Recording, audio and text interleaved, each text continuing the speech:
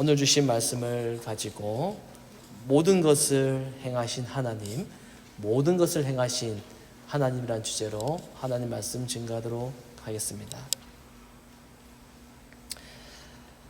저는 모태신앙으로 자랐습니다. 이 모태신앙이라고 하는 것은 어머니의 뱃속에 있을 때부터 교회를 다닌 것을 모태신앙이라고 합니다.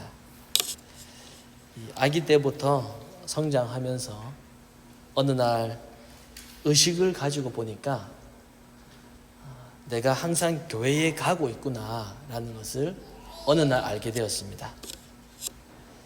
그렇게 이 교회 문화는 저에게 아주 자연스럽고 아주 익숙하게 그렇게 다가왔습니다. 여러분도 그런 분이 계실지 모르겠지만 어릴 적 제가 속한 교회, 그 교단은 아주 보수적인 분위기였습니다. 아주 엄격한 신앙생활을 하는 교단이었습니다. 새 옷이나 새 신발을 사면은 가장 먼저 주일날 예배 때 먼저 착용하고 갔습니다. 그리고 헌금도 토요일 저녁에 미리 다리미로, 여러분 말만 들어보셨죠? 다려보시진 않으시고 다리미로 그렇게 다려놓고 봉투에 넣고 성경책에 딱 넣고 그렇게 준비했습니다. 당시에 어른들은 이제 명절 때가 되면은 세뱃돈을 주시잖아요. 그러면 항상 은행에서 돈을 바꾸어 가지고 신권을 주셨어요. 새 돈을 그렇게 세뱃돈을 주셨는데 그 새 돈을 쓰기가 아깝잖아요. 그래서 그 새 돈을 모아두었다가 헌금으로 그렇게 드렸습니다. 저희 가족은 주일날 돈을 쓰지 않았습니다. 어머님께서 20년 가까이 유튜브에서 찬양, 율동교사를 하셨는데 아이들 간식을 토요일날 미리 사놓으셨습니다. 주일날에는 TV도 보지 않았고 라디오는 듣지도 않았습니다. 보통 학교에 시험이 월요일날 있잖아요.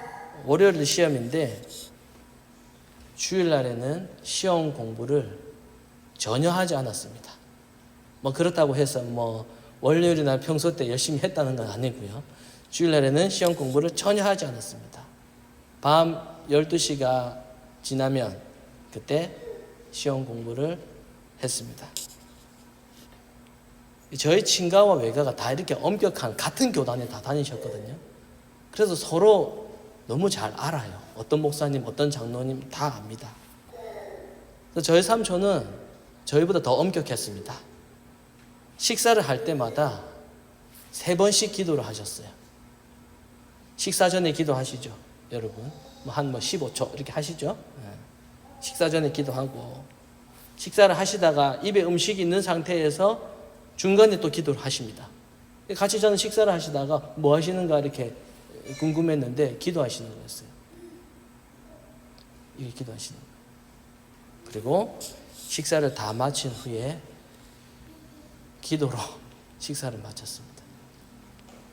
어느 날 교회에 이제 같이 다니는 친구가 평일날 노래방을 갔어요. 고등학교 시절 때. 노래방을 가고 이 친구가 이제 당구장을 갔습니다. 찬양 인도하는 친구였습니다.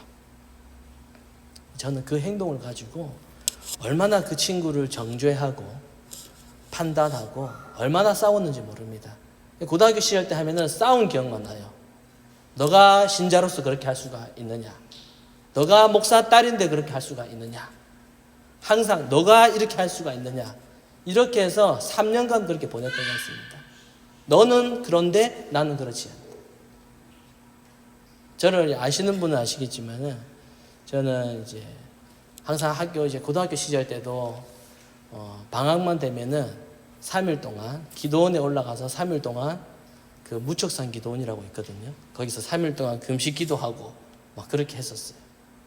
그러니까 저 안에 저의 의가 가득해서 항상 친구들을 그렇게 정죄하기 바빴습니다. 어떻게 그럴 수가 있냐고 그렇게 했어요.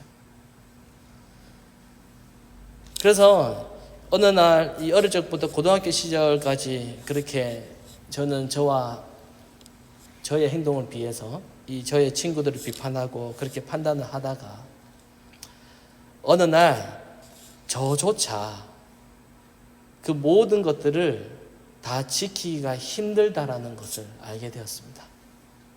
그러다가 나중에는 반항심이 생겨서 주일날 오락실도 갔고요. 헌금도 떼먹은 적도 덜어 있습니다.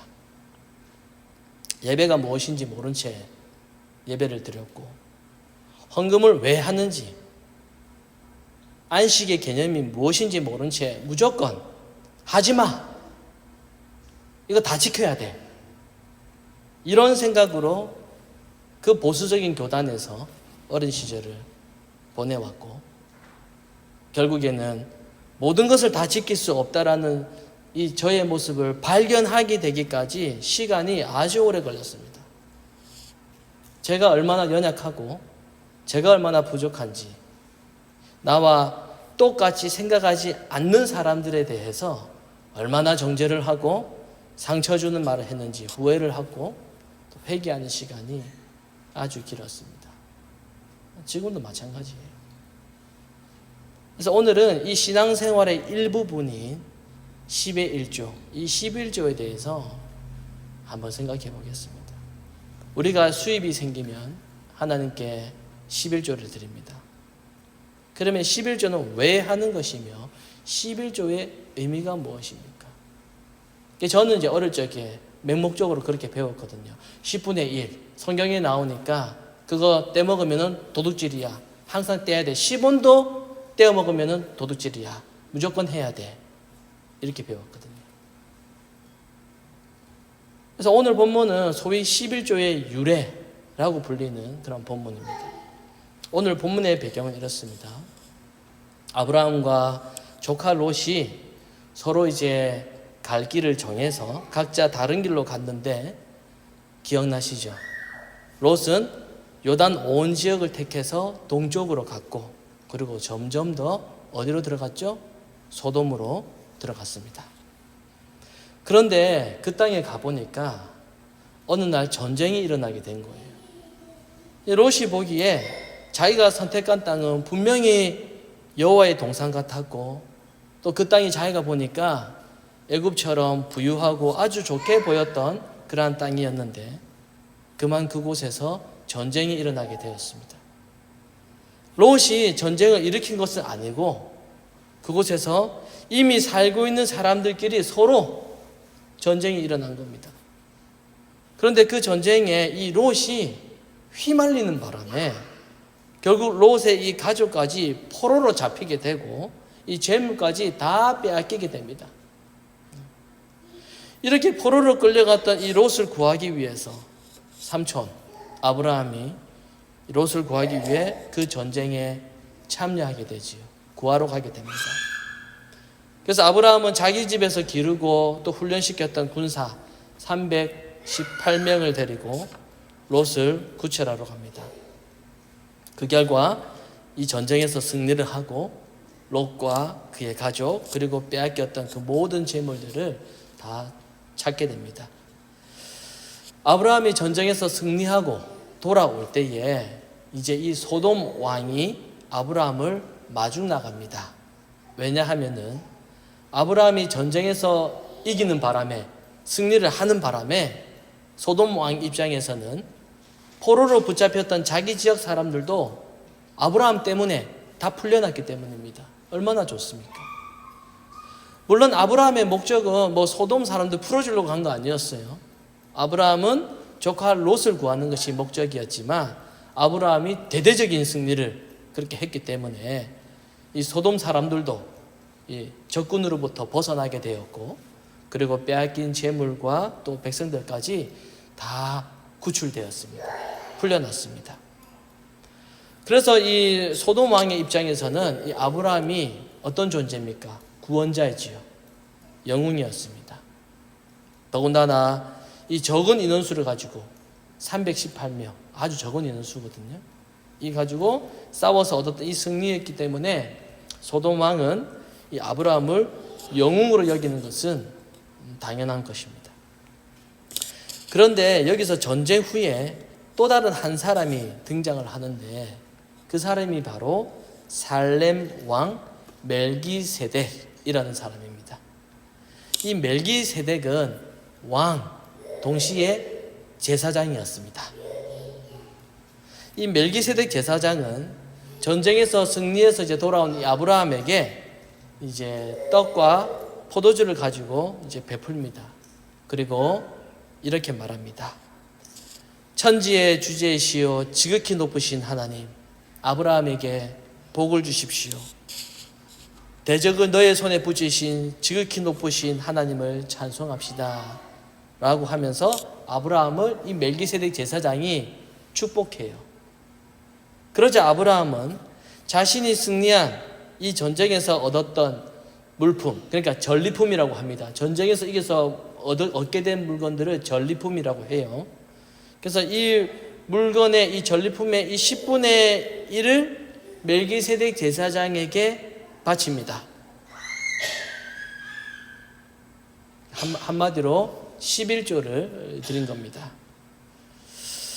여러분, 이러한 아브라함의 행동에서 우리가 배울 수 있는 것이 무엇입니까? 지금 아브라함이 10분의 1을 멜기세덱에게 주었던 이 행동은 자기가 전쟁에서 이겨서 재물을 많이 얻었기 때문에 많이 얻어가지고 주변 사람에게 좀 나누어 주는 그런 형식이 아닙니다. 내가 많이 가졌기 때문에 내가 좀 도와주는 그런 의미가 아니에요. 그래서 아브라함이 바쳤던 이 10분의 1의 이 의미는 이 전쟁의 승리는 전부 다 하나님께서 다 하신 것이다. 이런 믿음의 고백이었습니다.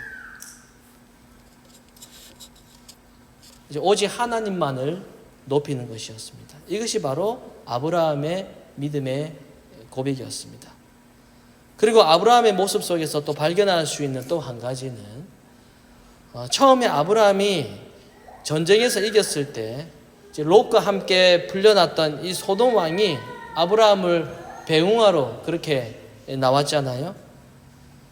그때 아브라함으로 인해서 풀려난 이 소돔 왕이 아브라함에게 21절에서 이렇게 이야기를 합니다. 우리 사람은 나에게 보내고 전쟁에서 되찾았던 이 우리의 모든 물품은 다 아브라함 당신이 다 가지십시오. 그렇게 말합니다.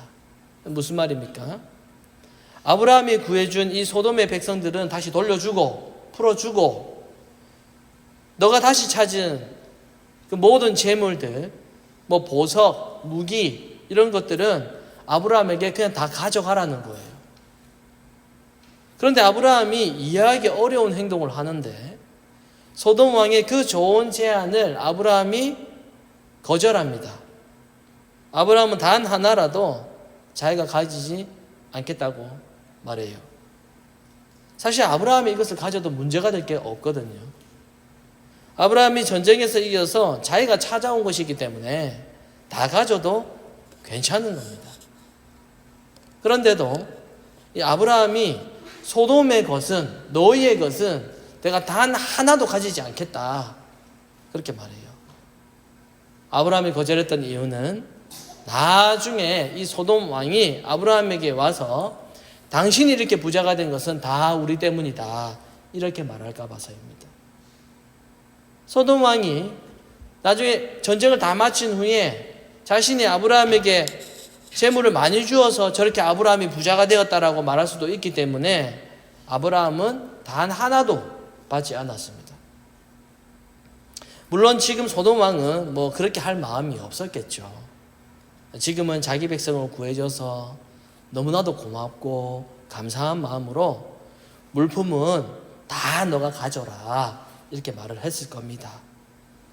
하지만 혹시 나중에라도 아브라함이 부강해지고 잘 사는 것을 보게 되면은 이 마음이 바뀌어가지고 자기가 아브라함에게 물건 주고 물품 주고 무기 주고 재물 다 주어가지고 저렇게 부자가 되었다라고 생색낼 수도 있는 문제였습니다. 그래서 아브라함은 아예 단 하나도 가지지 않겠다라고 거절했습니다. 여러분, 만약에 아브라함이 소돔의 이 왕의 말대로 전쟁에서 되찾은 물품을 다 가졌다면은 이 아브라함은 평생 부자로 부강하게 그렇게 살 수 있습니다. 그리고 아브라함에게는 또 충분히 그 상황 속에서 그럴 권리도 있고 그러한 자격도 있습니다. 왜? 자기가 다 살려줬기 때문입니다. 그런데도 누가 뭐라 하는 사람도 없는데 그가 아무것도 가지지 않았던 이유, 그 정말 그 진짜 그 이유가 무엇일까요? 우리가 아브라함의 입장이었다면 우리가 어떻게 했을까요? 정말 아무것도 받지 않고 다 돌려줄 수 있었을까요?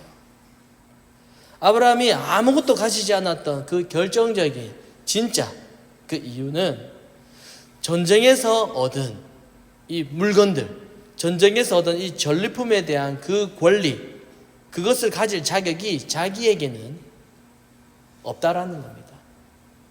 아예 없다라는 것을 알았기 때문입니다. 왜냐? 자기가 잘해서 이긴 게 아니거든요.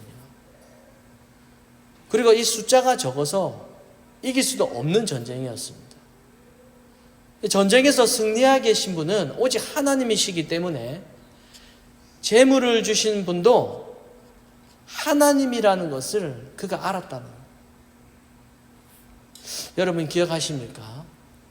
아브라함이 예전에 하나님께서 가라고 하신 그 가나안에서 도착했더니 먹을 것이 없어가지고 애굽으로 내려갔잖아요.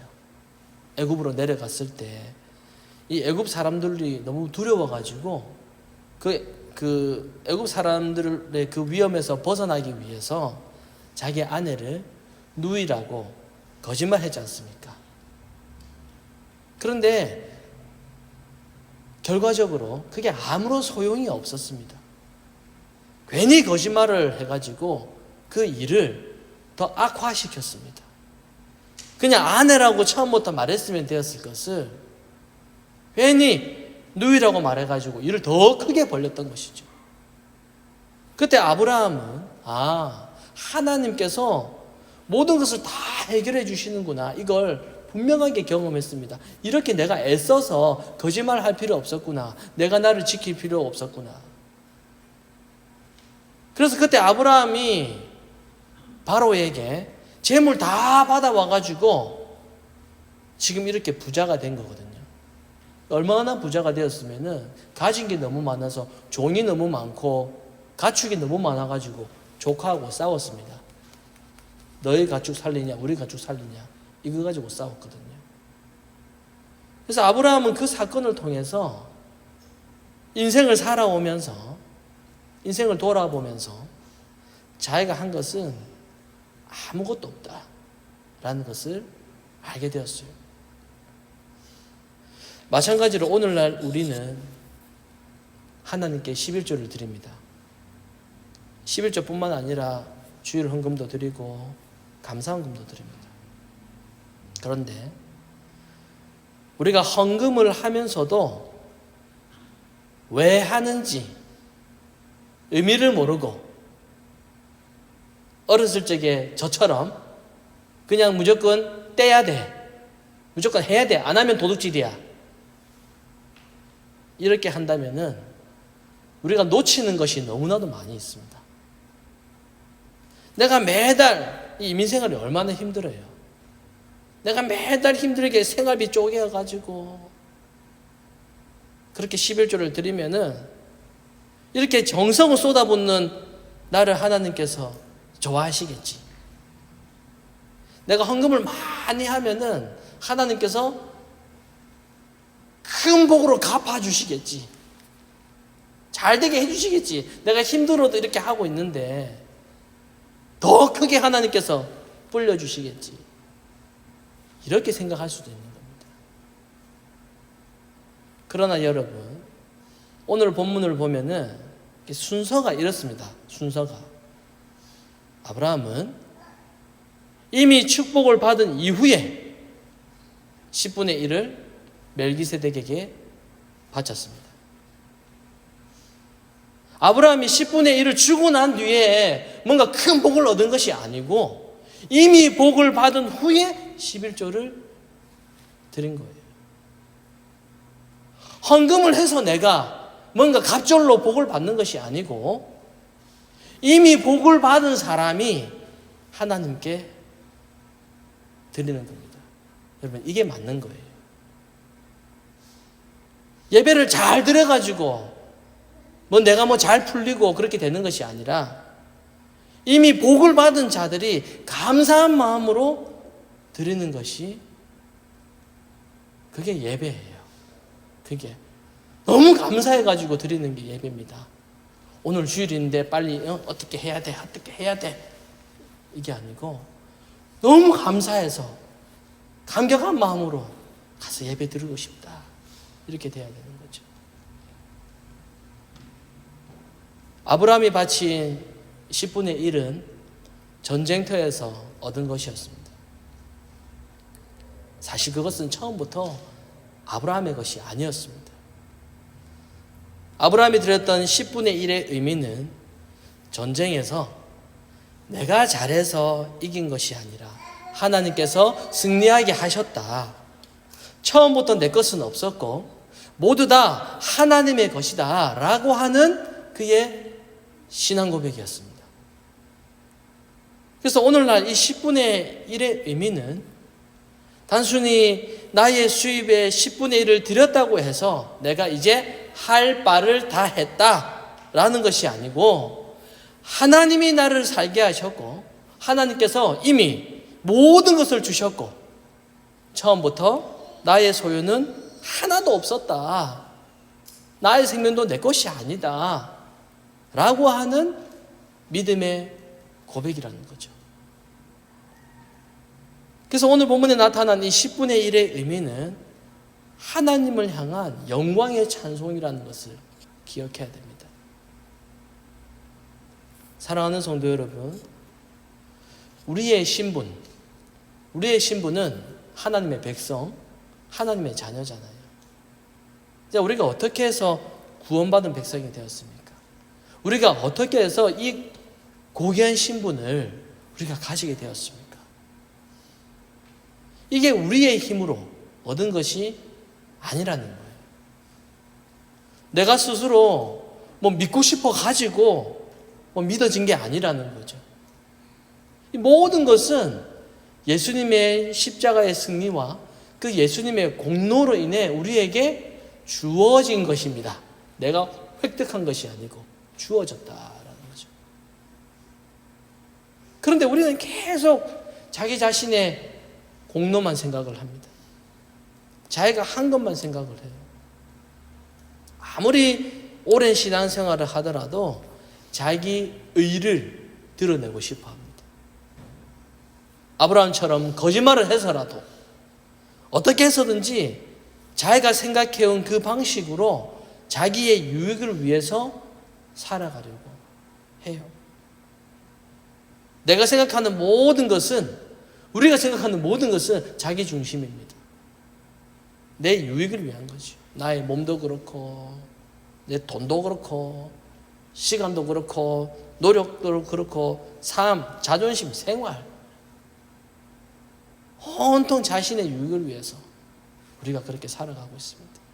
그리고 앞으로도 우리는 그렇게 살아갈 겁니다.